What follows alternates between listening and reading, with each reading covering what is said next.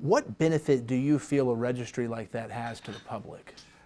The benefit to the public is to be aware and to be notified in certain extreme cases as to having a sex offender who is nearby, so you can be alert to that and you can be making sure your kids, your family, your neighbors are aware so that they may not be subjected to a sex crime. Oregon currently only publishes publicly the level 3 sex offenders. There is some push to expand that and have more people on that public database.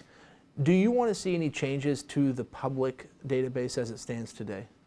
Yes, I do think the public has a right to be aware of more levels, and we also need to make sure that the application of those levels of information is done intelligently. So we're considering what is the danger to the community, what is the danger to the public, so that we can avoid future victimization.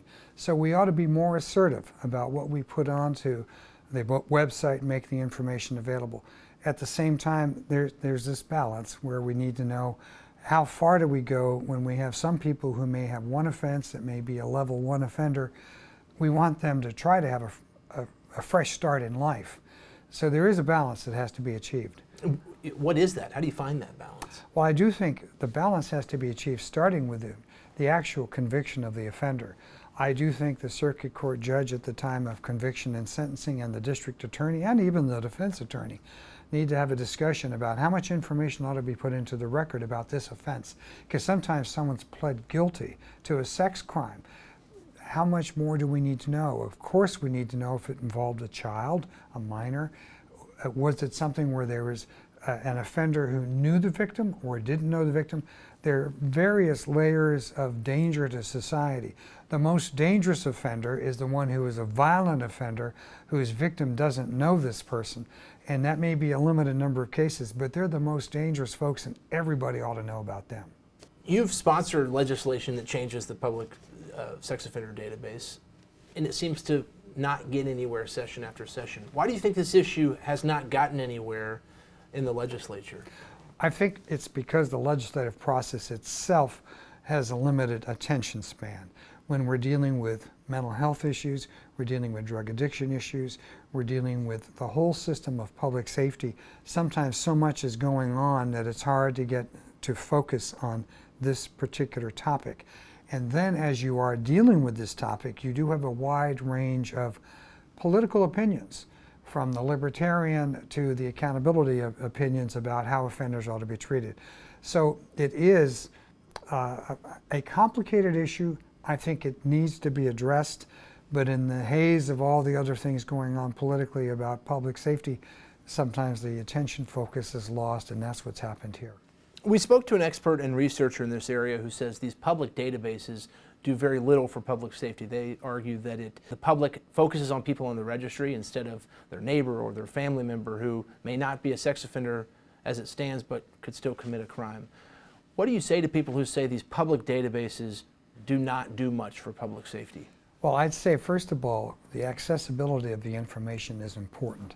Suppose you have a neighbor that you think is a little strange and you wonder how safe it is to have your kids in that neighbor's yard or near that neighbor's yard. You're able to look that person up if they're on the website and you see that this is a very dangerous pedophile. Well, you can respond to that. You have an opportunity to get the information. So at one extreme, we want people to have access to that information to make sure their families and their community are protected.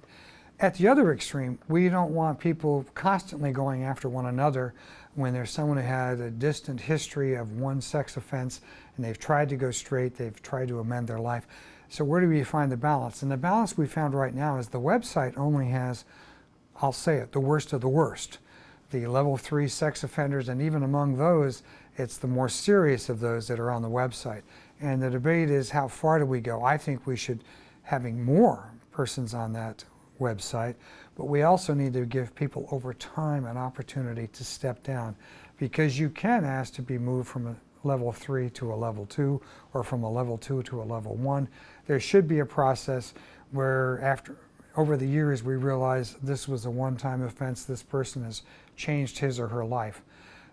There is a balance that has to be achieved, and I think the balance right now needs to be in favor of letting the public know when they need to about those offenders who are out there who could be dangerous to the community. Generally, you believe it does have a public safety benefit. I absolutely believe it has a public safety benefit, and we want to help the public to understand that they do have access to this information.